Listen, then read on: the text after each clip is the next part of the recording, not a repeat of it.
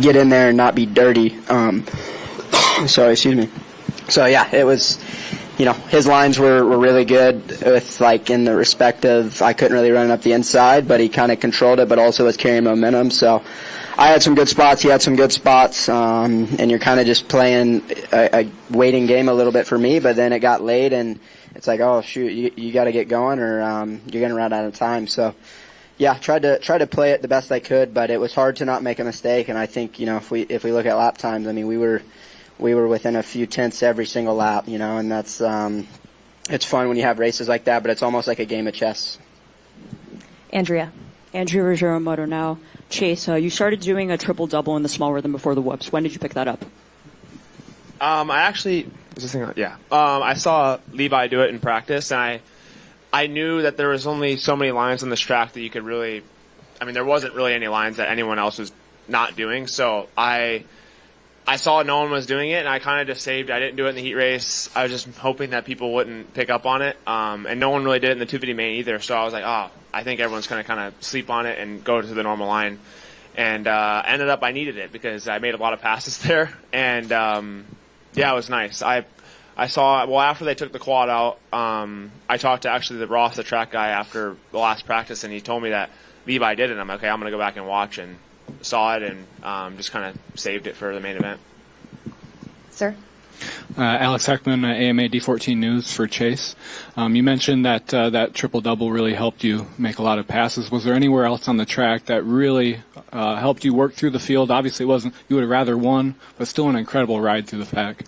Yeah, I think I made the most time up, honestly, in the whoops. I think it's the best I've hit the whoops on a 450 since I've started racing in this class, to be honest. So I was going down the right side, pretty much fourth gear, as fast as I could go, and past Malcolm and Jason there, and it was that section and the whoops that I could make up the most time. And that ride, it wasn't a win, but honestly, those are the ones that stick with you more because there's something that you put a lot of heart and fight into those, and they mean a lot, even though it wasn't a win. But it was the best I could do tonight. In the front, Jim Kimball with Motocross Action. First of all, guys, that was an awesome race. You all were awesome. It was really one of the most exciting races I've seen, and I've been around a long time. How about for Chase? As you said, you finished third. You came from last. Your speed and everything. Do you take consolation in the fact that you came up through the pack so much? I don't really like doing that, but Hangtown, they kind of reminded me of Hangtown a little bit last year. Obviously, I didn't win the race, but I just, when I get in that mode, it kind of fires something up in me, and I just, I kind of just sent it and went for it, and I had a really good flow going. It was hard because there was so many guys I had to pass, and I had to take different lines, but also I was really on the mark with hitting my marks and just doing consistent laps, and I was kind of keeping track of where these guys were just so I can kind of base my pace off of them and know that I'm going fast. So I had, like I said, good whoop speed, good section after the start straight, and just put a lot of fight into that race. Michael? Thanks, Haley. Michael Antonovich with Course Heading. This will be for Cooper, and then Ken, if you can follow up, I'd appreciate it. Cooper, you had really tried to set up that pass quite a few times in the end zone back and forth section. Like, I watched you lap after lap after lap, show him a wheel, and although you initiated it on the far side, what made you know that was the spot to do it? And then Ken, for you, he showed you a wheel so many times that you knew it was going to come there. How did you have to know what you were going to do in the end?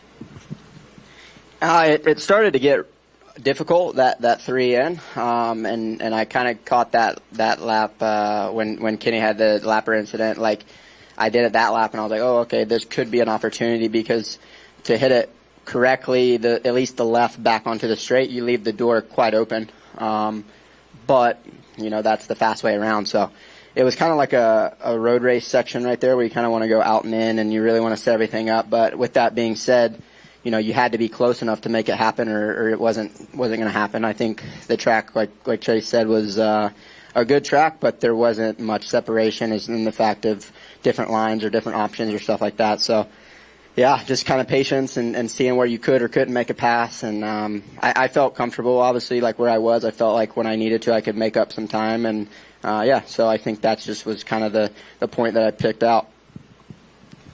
Scott.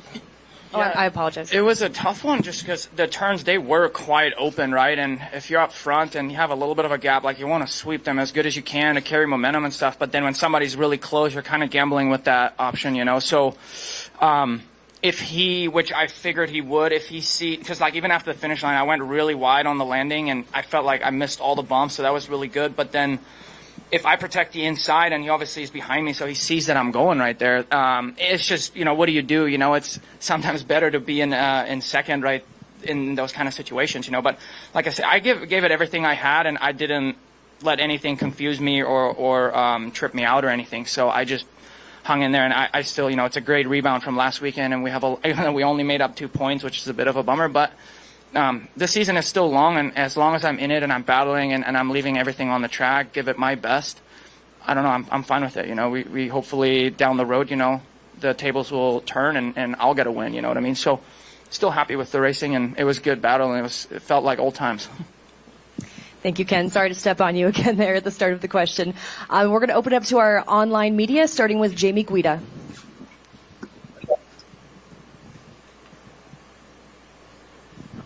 You are on mute, sir. Sorry about that. Kenny, on the podium, you mentioned the history of Cooper catching you and what people think, and you have a plan. Can you just, like, what is the plan? It's a long season, you just said, but what's the plan?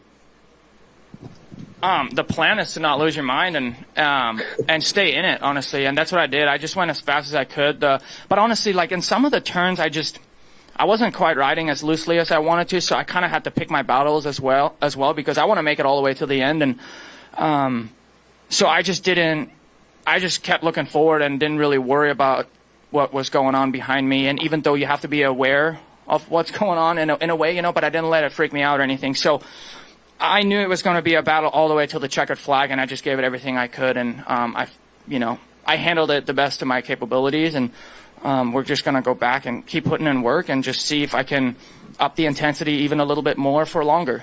So that's kind of like the game plan. Thanks. Brent Bowser. Yeah, Brent Bowser, Whiskey Throttle Media. My question is for Chase. Chase, good ride coming back through the pack after, you know, the start of the race. They showed on TV that line you were doing before the whoops where I think you were going 3 in and then double in the corner. Looked like you were carrying a lot more speed. Is that something you picked up throughout the day, or did you have that in your back pocket of a line that you needed maybe if you need to make some time up on guys? Yeah, like I said, I saw Levi do it, and I just kind of saved it until the main event, because there's not much that you can really do anymore as far as like saving lines like Stu used to do. Everyone kind of figures out the fast line, and then it's kind of just everyone does the same thing. But that one, no one really picked up on, and I'm like, I'm just going to save it and pull it out when I need it. And I was hoping that was going to be battling up front, but I ended up needing it more because I was coming through the back. So, yeah, no, it was good. And then it actually allowed me to carry a lot of speed in the turn before the whoops and just carry that whole section, just a lot of momentum, and it was good. And yeah, like I said, I picked that up after second qualifying. You would watch the old 94, you would have seen it in practice. Where was it in the main event? I didn't do them. No, I did it in practice though. Jonathan McCready. Question for Ken. Ken, after last week, how long did that take you to recover from what happened mentally and to be able to come into this weekend free again? You were probably a little bit more motivated because you rode pretty calm all race there despite the pressure from Cooper. About 15 or 20 minutes, because there was nothing I could do about it, right? So I was frustrated, just mainly that I couldn't keep riding, but I wasn't dwelling on it, and it seemed like everybody else was, you know, they were talking about it more, but I just forgot about it and kept focusing forward because it was over at that point, honestly. So, thank you, Adam. What's up, guys? Adam from Track Talkers. Question for Ken Roxon. Just touching back a little bit on what he kind of asked about last weekend. As an ex-racer, a bad weekend can really take the wind out of your sails. And I know it wasn't much, but I think it was super important for you to rebound big time this weekend in a clutch situation to be in this championship. One, how does it feel to get it done when you really need it? And two, how does it feel to really be in the fight for this championship, and how serious are you about it? It's freaking awesome being in it, honestly. I'm having so much fun. That's honestly why I was obviously the most bummed about, like, just for once, like, being there with only a couple of points back, and then, you know, after that, like, having to play catch up again, because you do have to come back the next week, and I was aware that I have to rebound quickly, or else it's just becomes a drag a little bit. And so coming here, I knew I had to execute that, and I did, in a way, you know, maybe not with a win, but at least I didn't lose any points, but rather gain a couple of points. So everything's still good. We got a lot of racing to go, and I'm going to try to do the same thing next weekend. And I think this race was very important for me, and I'm happy with how it ended up. Congrats. Michael Corley. Question is for Chase, Mike, 23 Media. When you were going through the pack, you got to Jason Anderson, and it looked like things got a little hairy between you two. Was there any moment for you where you kind of wanted to maybe back it down a little bit to just salvage points, or were you just going to push through no matter what? No, I was pushing through no matter what. I came from last. I wasn't going to give up a podium. So I passed him in the whoops. He got to the – I knew it was coming because I passed him in the whoops, and then I kind of got to the inside of him in that turn. We jumped the triple side by side. I pushed him wide in the sand a little bit, and I knew he was on the inside of me after the finish line. And if anyone knows Jason, he races hard and pushed me over the berm a little bit, and then we kind of played cat and mouse on the straightaway. But yeah, we went back and forth there for a second. It's just racing. I know how Jason will race, and it's not like he did anything like dangerous. He just raced me hard, and I mean, for a podium, it means a lot. So there's no problem there. Just hard racing. Steve Mathis.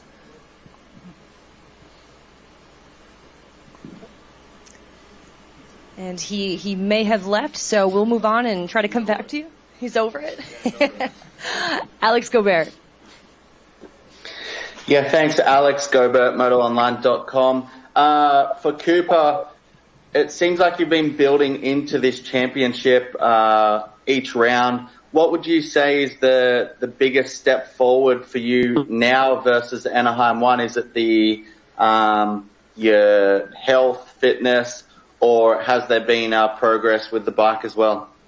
Oh, I think just everything, the health and fitness for sure, and just in general, just getting better every weekend. I mean, I felt like I ended the West Coast swing really good, but as we know, I definitely love going east, and I feel like that's where I tend to shine. So just excited there, and just the opportunity again. You know, I think it's obviously we've had some injuries, as we know, which is a bummer, but you know, I'm in the championship fight, right? I'm tied with the red plate, and it's just not talked about much, you know. So I think a lot of people didn't expect this. A lot of people, you know, expected the other guys to kind of maybe do their thing, and so yeah, it's good to quietly remind everybody always.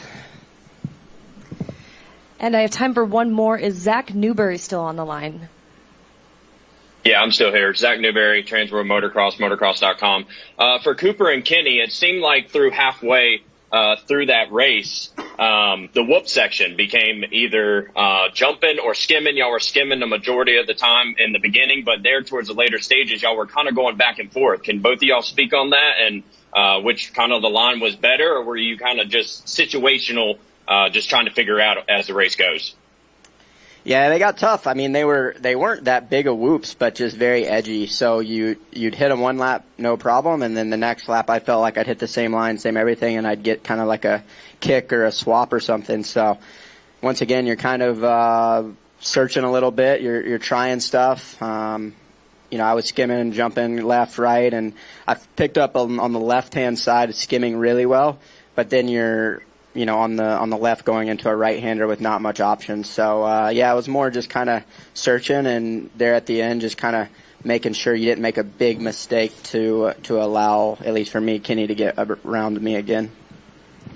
I only jumped him once, and I didn't like it, so I just kept skimming. But I wasn't that good at skimming them either. But that was all on me, nothing to do with the bike. Like Cooper said, they weren't big, but they got just really, almost like a wave barrel, you know, and you hit them and it transfers your weight forward. So I should have hit them better, but shoulda, woulda, coulda.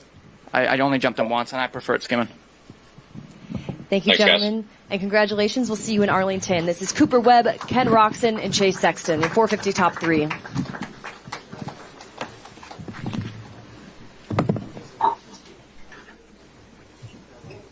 No, that's Sam. Yeah, no, it's all Sam. What's that? Right over there. You might sign in that truck. Oh, yeah.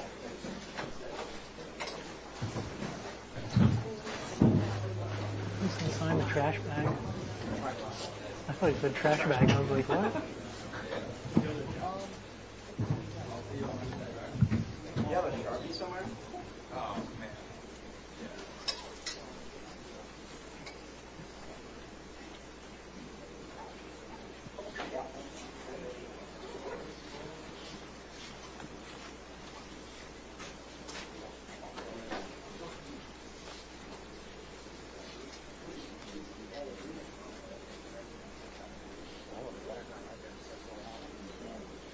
Mathis? Just like him.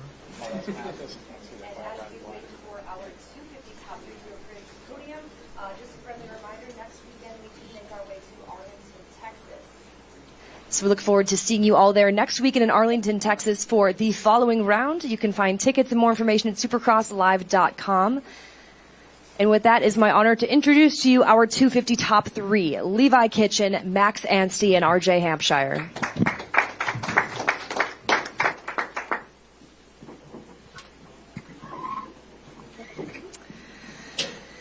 Levi Kitchen, our race winner. Levi, you showed a lot of speed today. This was a crazy finish to a main event, and for you, it was all-out attack mode. So just walk us through your game plan before that restart at the very end.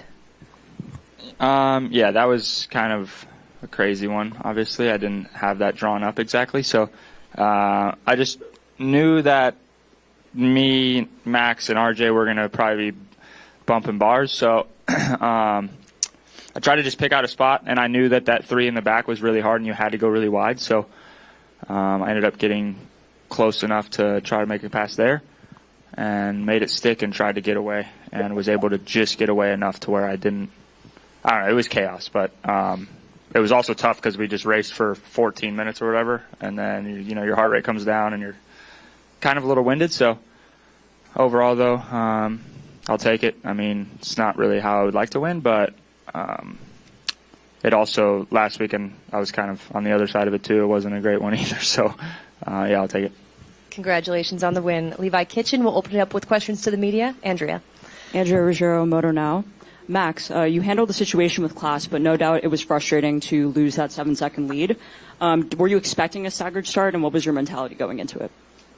I mean, to be honest, I thought the rule was 90%, then it was done, because I knew I had 2 laps to go when in the main race, and so I was cruising my last, not cruising, but like I was doing all the safe lines. I'd mentally for a couple of laps decided that, right, I was just going to not do anything crazy, hit my marks, just do all the doubles and not do anything crazy. And then the red flag, and it's like, oh no, you've got to send it again.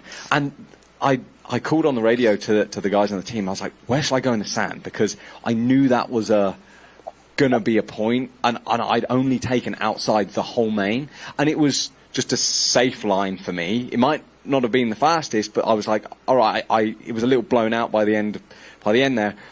And then we came in there and I saw Levi next to me over the finish, and as soon as I saw that, I was like, if I block this turn, he's going to get me in the next turn.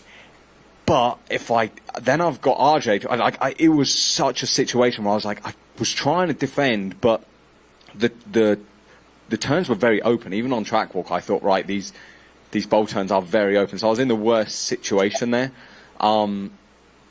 Yeah, I mean, it is what it is. At the end of the day, I've been in the game long enough and know that, you know, what's taken will be given. Sometimes, you know, sometimes things work out your way, sometimes they don't.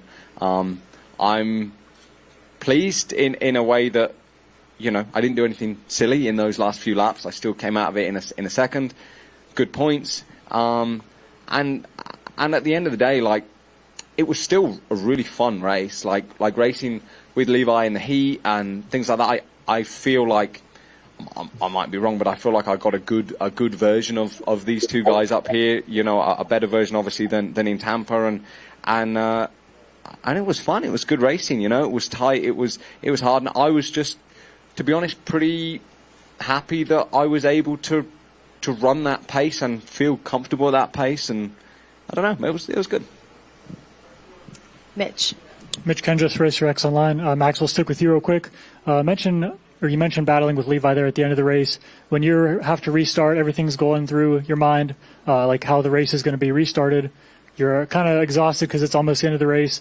You know, walk us through juggling new lines that Levi was kind of forcing you into instead of being out front where you can just kind of pick your lines, kind of cruise it. What was it like trying to pick up new lines and kind of adjust where he was kind of, taking you, like you mentioned, a little bit to sand, but was there anywhere else that really stood out to you of like?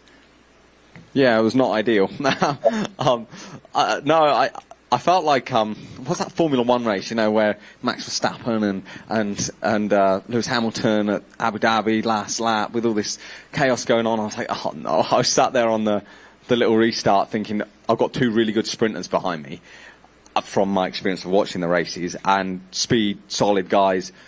I was like, oh, this is not going to be fun for 2 laps, but. It is what it is, at the end of the day, I have to go back and look at it.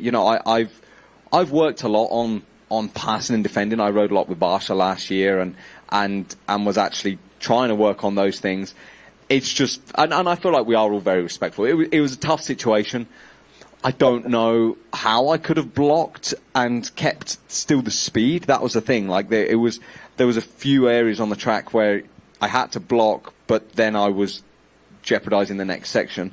Obviously I didn't want to do that. That's why I got the whole shot and I checked out. I was like, right, get the whole shot, go. Let me send a few laps here and get a gap so that doesn't have to happen.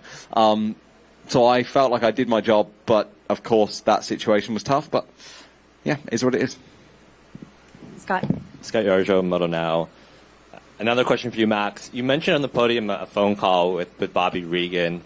Was that expressing frustration, or what exactly happened in that phone call? Yeah, he loves it. Obviously it's a new relationship with Bobby, so he called me, he's not here this weekend, trying to get me fired up, saying, you didn't expect to win last week, well, we're here to win and all this stuff. So then, to be honest, it worked. I was like, fired up. And so then I say that on the podium, and I'm like, oh, did I take it too far? So then I call him, and he goes, boy, that was awesome. I did my job, and that's it. Like, wanted to get you fired up, and this and that. And at the end of the day, we all want to win, and we're all passionate about being the best that we can be. And I have a team that has won a lot of championships. So it's just navigating different personalities and things like that. I guess for me, yeah, last week everyone was saying, oh, you're so great at interviews, you're always light-hearted and happy. Okay, that was slightly different up on the podium, but dude, I'm not always going to just put on a show and be, fake or anything. I was a bit pissed off, obviously, at the time, and yeah, but Bobby loves it. It was fine. Like, me and Bobby are cool. The team are great. They've done a great job, and yeah, it was just his way of getting me fired up, I guess. Michael. Thanks. Michael with course heading. This is for you, RJ. Eventful third place. I mean, you were third for a little bit in the beginning and then had the tip over, went back to fourth, fought your way back, and then how those last couple laps played out. So could you just take us through the whole thing and then the chance you had with both of those guys going at it in the last few laps? Yeah, I mean, I struggled all day, really. I just had zero comfort. Heat race came around a little bit. Main event, I felt like I was riding well. I was staying right there with Levi. I felt like I had a little bit more in me. I lost the front. Had a good enough gap where, it was only Levi that got me. And then, I felt like I strung it together like a pretty solid, mid-main event. Levi actually, I seen him, could gauge him, and he was coming back towards me. And then, red flag. To be honest with you, I thought it was over. 2 weekends in a row where it's a gray area, I'd say, with red flags. Whatever. We got to restart. man, I wish I had a little bit more strength in me, because that green-white checkered would have been, man, there was 2 of them if you add me in on that. Because if you rewatch it, I was kind of staying back a little bit, and they gave me 2 opportunities where if I was a little bit more aggressive, I probably could have taken that win. But the problem was if I would have stuck it past, I would have sent it through the whoops, and I don't have the strength to hold on if it gets wild. So, yeah, I just settled into 3rd. But like I said, man, I wish this was a couple weeks later, because that would have been NASCAR style. You know, we're going for it there, the checkers. But overall, I mean, yeah, solid night. Like, it was huge just for me to get on the podium and get good points leaving here. Jim. Jim Kimball with Motocross Action for Levi Kitchen. Levi, Tampa might have been a little bit of an off weekend for yourself and RJ. Do you feel the podium tonight is a little more indicative of what the championship will look like when it comes down to the series end? 100%. I expected this to be pretty much the battle, I guess you could say. I knew there would be some other guys that are going to be good, and there are going to be guys that are good at certain places, and depending on how the tracks break down. But I feel like us, like the 3 of us, all have the aspects pretty good. Like, except when RJ decides to jump the whoops, but no, but like the whoops and everything, like, yeah, I fully expect this to be a pretty good battle to the end, and it's fun too. I think we all race each other really mature, and there was probably opportunities, like in the heat race, he could have really T-boned me, and Max probably in the main or at the end there. So I don't know, it's fun racing with these guys. Scott Yorjo, Moto Now. RJ, you mentioned the restart last weekend, and we haven't had a chance to talk to you since. You were a lap down, but then they moved you all the way to the back again. Was that confusing to you? Were you like, did someone talk to you and explain? No, I made a phone call Sunday, because I honestly, the more I thought about it, the madder I got, and it was really pissed off. I actually told Nate it was probably 6 p.m. on Sunday, and like I just kept thinking about it. Like, man, I got screwed so bad on that restart. And I had called Pelletier Sunday also, and like just tried to explain it on, you know, a racer side of it. Like, I got 10th last weekend. Like, I got 10th, and on paper I'm 18th, and it didn't sit right, because you shouldn't be put, you know, 21st, a lap down whenever I only got lapped by the top 5. Like, you know, whatever. I should have either, and you can't make a rule where it's, okay, I start behind Hymas, you know, a lap down. Like, that's not fair either. But in NASCAR or whatever it is, motorsports, you get back on the lead lap, but in last. That's where I was put. I tried to argue my case on the starting grid whenever we restarted, and they're like, yeah, that makes sense. Let's call it in, talk about it, and then start them up. Let's go. So, yeah, that, I don't know, just should have been treated, I think, differently. As, again, another big gray area that I feel like there should be a rule or something in the rule book that needs to be kind of looked at or rewrote. And now we'll begin to take some questions from our online media, starting with Dawn. Hey, this question's for Levi. I know you guys do sprints and stuff during the week, but a sprint like that with that much at stake, like, what do you even guess your heart rate was?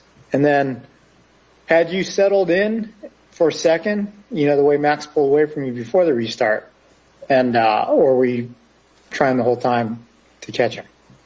Yeah, the heart rate thing, I'm not sure. I'm sure it was pretty high, but at that point it was like, I'm willing to send it to try to, you know, whatever happens. So, and then I was totally settled in the second. I mean, he got me a lot in the first 7-8 minutes. And after that, I felt fairly good, but I knew I've been in his shoes. Like, he was just clicking them off. And I think all 3 of us were kind of just expecting to just finish where we were at. So, but yeah, that was a wild turn of events, I guess. Good job. Brent. Yeah, Brent Bowser, Whiskey Throttle Media. Go back to you, Levi. You mentioned on the podium after the race, you know, they explained you guys green, white, checkered, but I feel like you guys did more than 3 laps. Did it feel longer than you thought? Or, because I expected you guys to come around the second lap with a white flag, but I feel like you guys got more laps in. I mean, I was just out there, but I can't remember pretty sure we did green, white. Oh, was it? Okay. Yeah. It's kind of weird because you go through the start and then like through the whoops. So it was like 3.5 laps maybe. But to me, it felt longer than 3 laps. I was like, once I got Max, I'm like, I better go. And then I got white flag. I'm like, I really better go. We got another lap. Yeah, they were confused on the broadcast, so I didn't know if you were trying to plan the pass with, one right before the white flag, and then you came around the finish and saw that you still had 2 to go. I was just curious if that threw you off a little bit. Nick. Nick Blackman, Winter State, y'all. This question's for Levi. Levi, we know you took a little bit of heat for your late move to the East Coast at the beginning of the year. Could you talk a little bit about the depth of the field here on this coast and what it felt like to grab a win with 2 defending champs on the line next to you? Yeah, the whole East-West thing is always tough, but I guess we'll see in a few weeks, but I would put my money that this is a pretty fast coast. So, I guess it sucks a few people got hurt. So now I'm not sure, but, at Tampa, this was a very, very stacked class. So, I don't know. I'm excited. I still don't really, I'm hungry for more because I really don't feel like I won tonight. So, yeah. Adam. What's up, guys? It's Adam from Track Talkers. This question's for Levi. Levi, last weekend in Tampa, that was a tough weekend for you. You did not ride to, I thought, your potential. I think you would agree as well. I saw you had some bike issues and things like that going on. What happened last weekend to this weekend where we see a guy where I'm like, is Levi even in the championship? And now this weekend we are okay, full force ahead. This could be a guy to also be in the fight for the title. Nothing really changed. I changed my bike right before Tampa, which probably wasn't the right decision. So I went back to my base this week. Tampa, I struggled. I struggled in the whoops. I struggled in the sand. And, I think I just was more comfortable. And I knew I've been racing long enough to know now, like, you can, I don't know, every night it can totally change. And I knew that I could bounce back from that. So, yeah, I don't know. I didn't really do a whole lot different. I just did my normal week and changed the bike a little bit and came into this week fresh and ready to battle, I guess. How much did the bike issue play a factor in how your weekend went compared to the bike setup at Tampa? I think it did a lot just because with a bad heat race, then you get a bad gate pick for the main, and the whole night just didn't really flow. I was not great in qualifying either. It's just one of those days, like, as anybody knows, like, when you have a day that you win, everything kind of clicks together, and it just wasn't really doing that at Tampa. So, this weekend was much better, going faster in practice and then the heat race. So, yeah. Congrats on a great recovery. Jamie Guido, Vital MX. I have the same question for you, RJ. Last week didn't go spectacular. Did you make big changes during the week? And then you said all day today you were uncomfortable. Did you make any major changes? And if so, what were they? Honestly, in Tampa, I felt good, like, all day. We came up with a setting that was, I felt like pretty well for a East Coast style track. And then, Tampa was not your normal East Coast. Like, the whoops were really tough. The transitions is kind of what was affecting me the most, in the rhythms. I left Tampa, it was kind of like a sour taste. Like, I felt like I had good enough speed where I could battle for a win maybe. Just a weird situation where I shot a little bit left and stuck a tough block. And then, I'd say I kind of started spinning out, like, man, I need to do something with my bike. So it'll kind of give me a warning, or I just know what it's going to do in those situations where I do go a little bit long. And I searched all week and didn't find anything, and showed up today and kind of just trusted on, whatever changes we were making throughout the day. And it's hard. Like, I've been around a long time, and for me, what works best is what I know, whether it's crap or not. At least I want to know what it's going to do. So main event, like, I just trusted and kind of believed in whatever, I was on.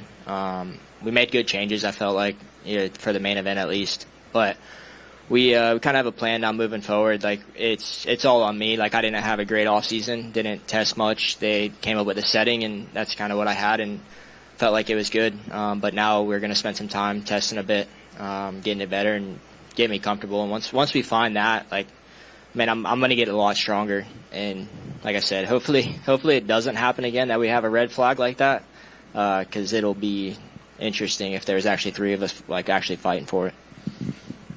Thank you. Michael. Hey guys, Mike, 23 Media. This question is also for RJ. You are obviously not at 100%. You're dealing with the wrist. You're dealing with having to race while recovering. How far away do you think that you are from being at 100%? And is it something that you're kind of looking forward to, having this week off to where you can do the testing but also recover at the same time, maybe get treatment and stuff like that in the off week? And how has that process been for you since having to race and recover at the same time? I mean, honestly, man, I kind of hate talking about it just because, like, we're all dealing with something, and it's not even like an excuse. Like, it's just something I'm dealing with, and I can get over it. Like, I've showed can have the speed. At Tampa, I felt like I could have gone as fast as I needed to go. It's just the strength-wise.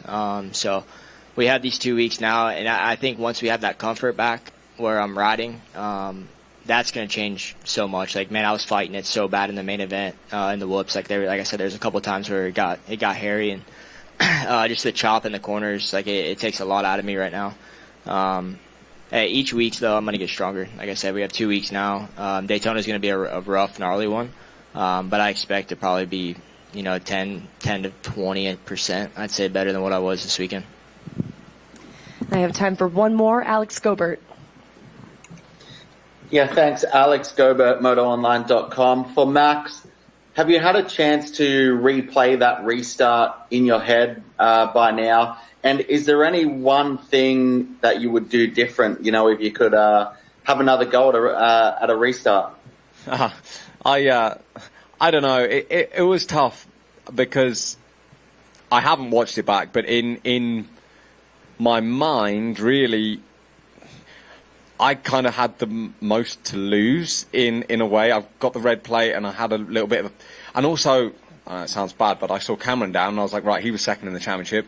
So I was like, oh, yeah, good points, whatever. I was trying not to do anything silly, not to throw it away, not to, that in that situation I could have sent it and cartwheeled myself and ended up going from first to last or not scoring points.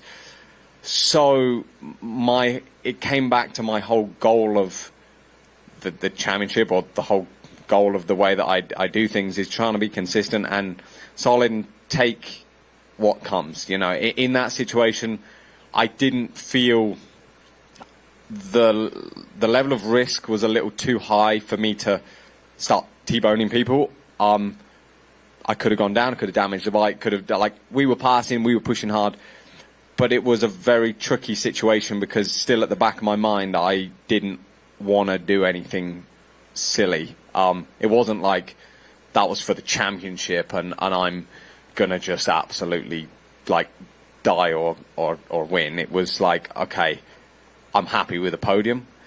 I don't want to go any further down the order, but I'm happy with second. Still on the night. Gentlemen, thank you. Congratulations. Thank you very much. That will do it for this evening. How about Levi Kitchen, Max Anstie, and RJ Hampshire? Thank you to all of our athletes in media. We'll see you next weekend in Arlington.